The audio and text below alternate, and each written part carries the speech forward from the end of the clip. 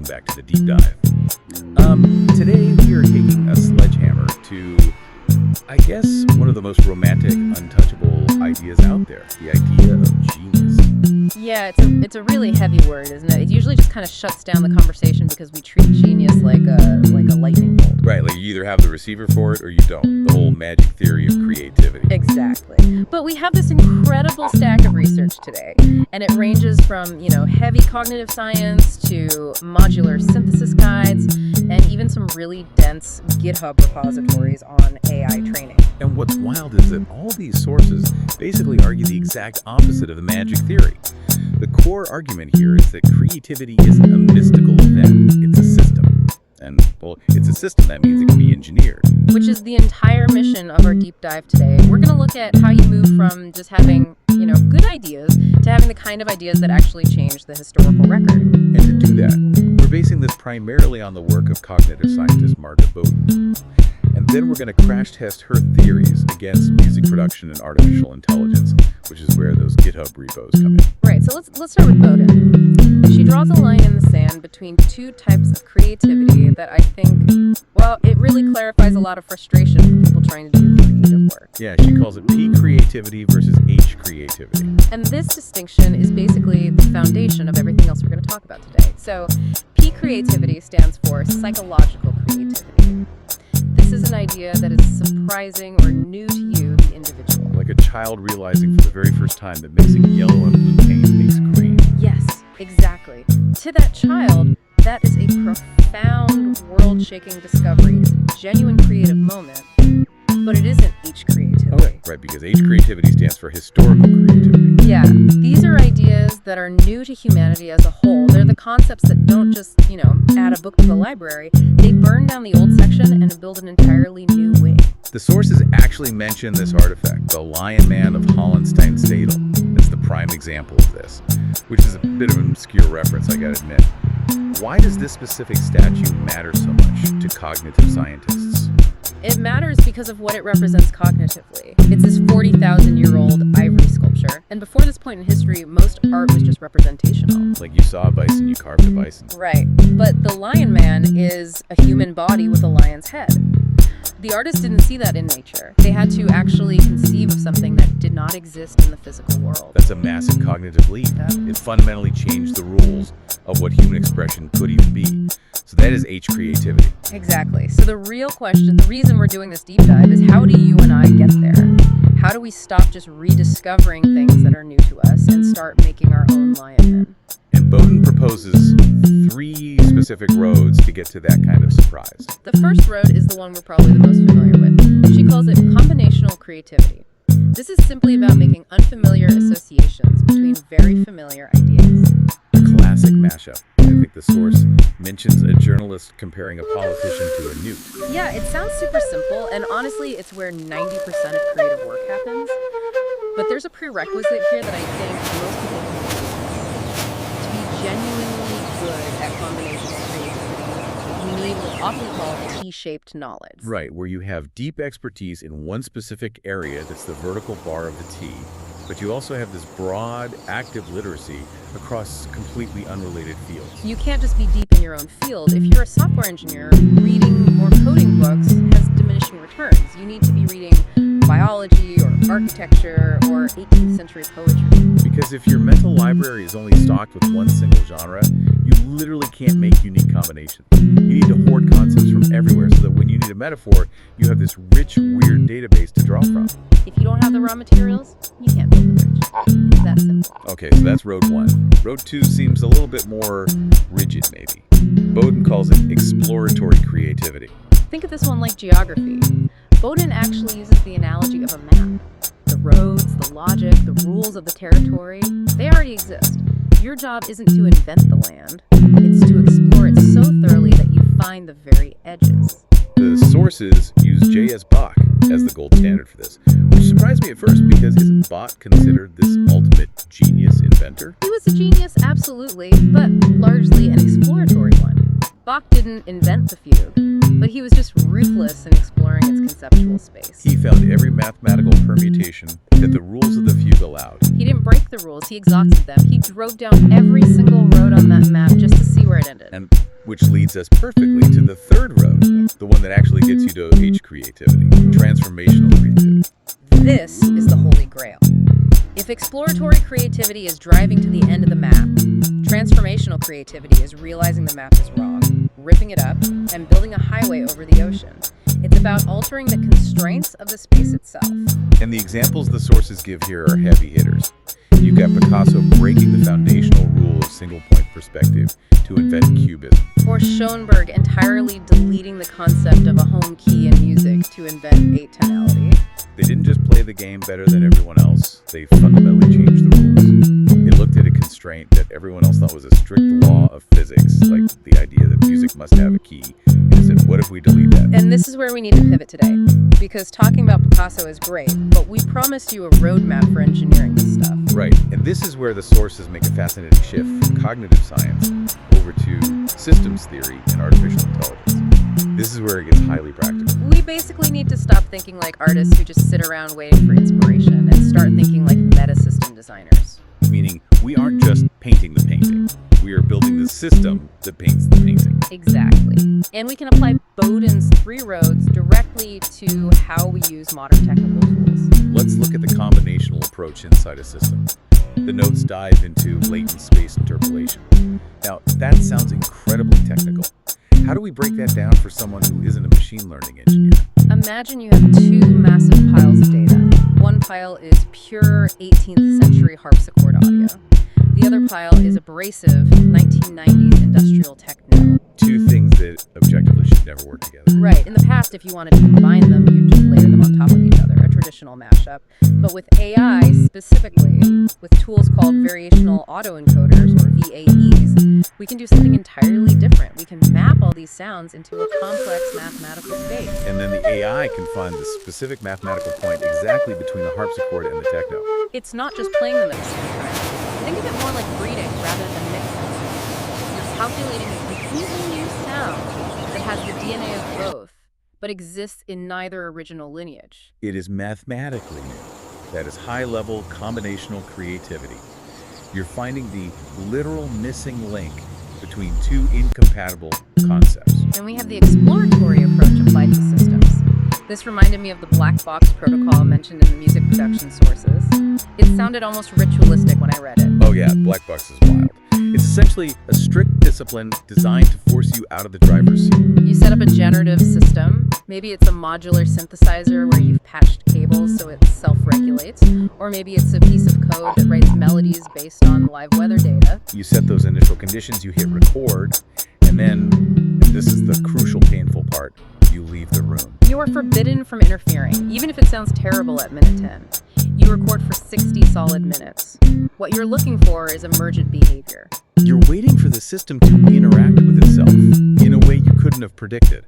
Like maybe a generative feedback loop gets slightly too loud, which triggers a compressor, which creates a polyrhythm you couldn't have ever played by hand. You are exploring the absolute edges of what the machine can do without your biases getting in the way. You treat the machine as a volatile collaborator rather than a passive tool. But let's get to the part that really hooked me.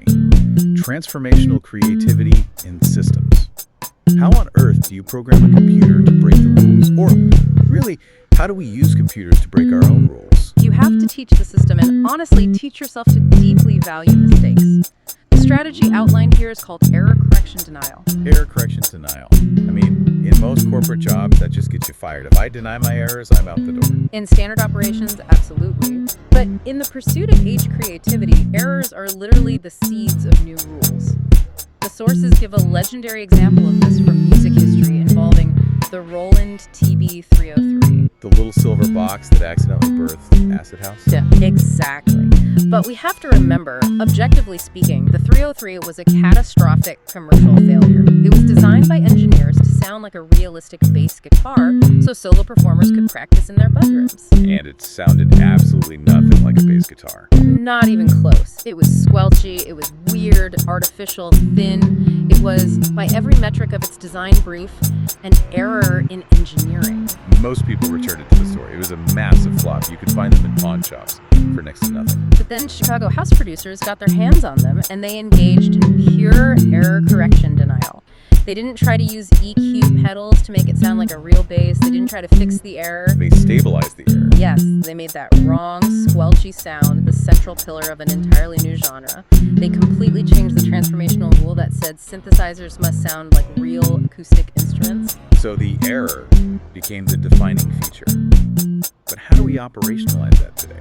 We aren't all stumbling upon misunderstood vintage gear in pawn shops anymore. We do it with AI, using a technique the notes refer to as the axiomatic pivot. You intentionally stress an AI model until it starts to hallucinate. By cranking up the temperature parameter, right, the setting that controls randomness. You turn it up so high that the AI starts fundamentally breaking the rules of music theory or grammar or whatever it's generating. It starts spitting out total nonsense, rhythms that stumble, frequencies that clash violently, words that don't even exist. But it's only nonsense because it violates our current map. The strategy of the axiomatic pivot is to take that glitch. Let's say it spits out a bizarre 13/4 rhythm that feels jerky, totally wrong.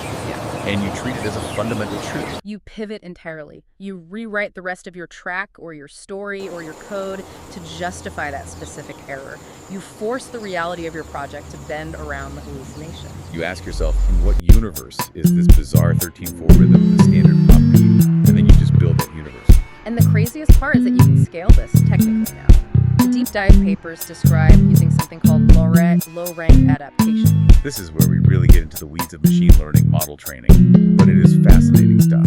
Think of a LoRa like a highly specialized pair of glasses that you put over a giant pre-trained AI brain. You can spend a week recording 10 minutes of these insane glitches and errors that you forced out of the system. You curate a bespoke data set of broken audio. Exactly. Then you use open source tools like Rob or Musician to actually train a LoRa on that specific broken data. So you're effectively teaching the AI that your specific flavor of glitch is the correct way to speak. You're engineering a non-human aesthetic. You're building a model that speaks fluent error, no longer knows the rules of Mozart or standard pop. It only knows the rules of your broken 303 or your hallucinated rhythm. And for the hardware geeks listening, the notes even mention taking this a step further by sending these digital signals out through DC-coupled audio interfaces. Which is just the ultimate bridge between the digital and physical world. You take that digital hallucination, that mathematical noise the AI is making, and you convert it into actual control voltage. And you plug that voltage directly into a physical analog synthesizer. So now you literally have a hallucinating AI physically manipulating real-world circuitry. It creates textures and movements that have physically never been heard before. You are engineering the impossible at that point. That is the high-level, heavy-duty approach. But I really want to ground this for you, because part 4 of our sources provides an actionable framework. Daily habits.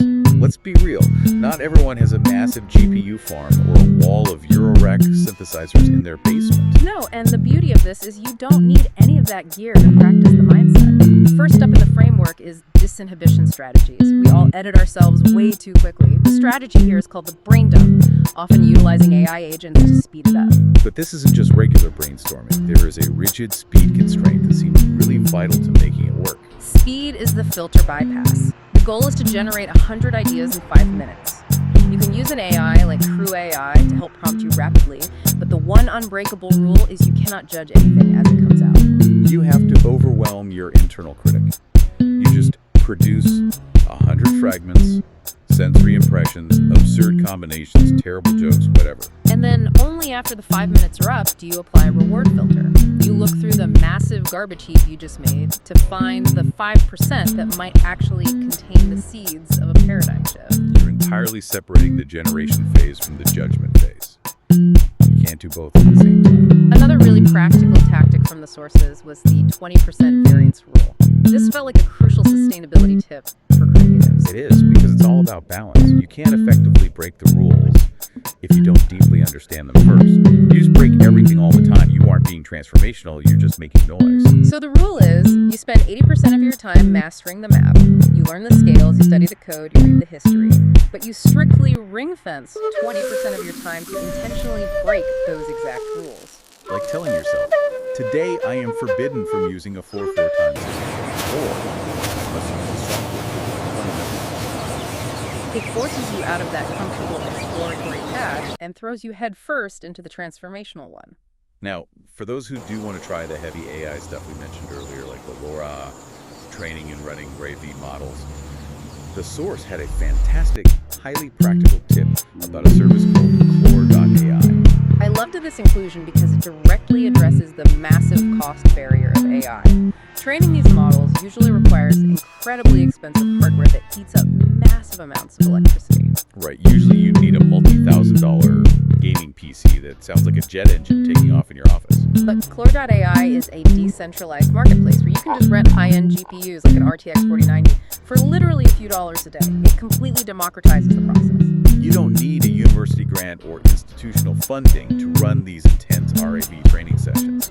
You can embrace this meta system designer role for the price of a cup of coffee.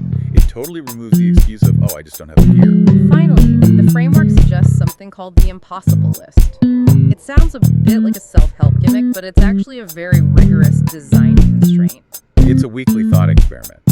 You sit down and write out the things in your specific field that are widely considered naive or strictly impossible. Yeah. The things that just aren't done. Like, you can't make a hip-hop song without a chorus. Or, you can't write functioning software without defining your variables. And then you answer the prompt totally seriously.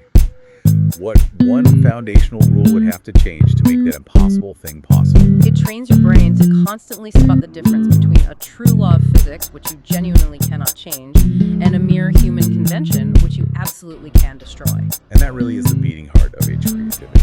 Realizing that most of the towering brick walls around us are actually just painted lines on the ground. It's a massive shift from being a passive consumer of conceptual spaces to stepping up and being the architect of them. You're not just driving on the road anymore, you're deciding where the asphalt actually goes. You know, it brings up a final, slightly haunting thought for me based on all of this. If H creativity relies entirely on breaking rules to find the impossible, and we can now program AI to break those rules infinitely faster and far more systematically than any human ever could. exactly, where does that leave us? Are we rapidly approaching an era where the role of the human artist isn't actually to create at all, but solely to curate the hallucinations of machines? That is the ultimate paradox we're heading toward. The machine can generate the anomaly, it can churn out the mathematical noise, but the machine has no context. It doesn't know it's making art. It doesn't know it just achieved a breakthrough. Only a human can look at that bizarre glitch and decide, wait, that means something. The machine breaks the rule, but the human has to give the breakage meaning. We provide the meaning. The machine provides the chaos. We provide the context. I think that's a job description we can comfortably hold on to for a while. It's the only one that truly matters in the end anyway. Well, that is the deep dive for today. Go forth, break some rules, stabilize some glitches, and we will see you next time. Stay curious.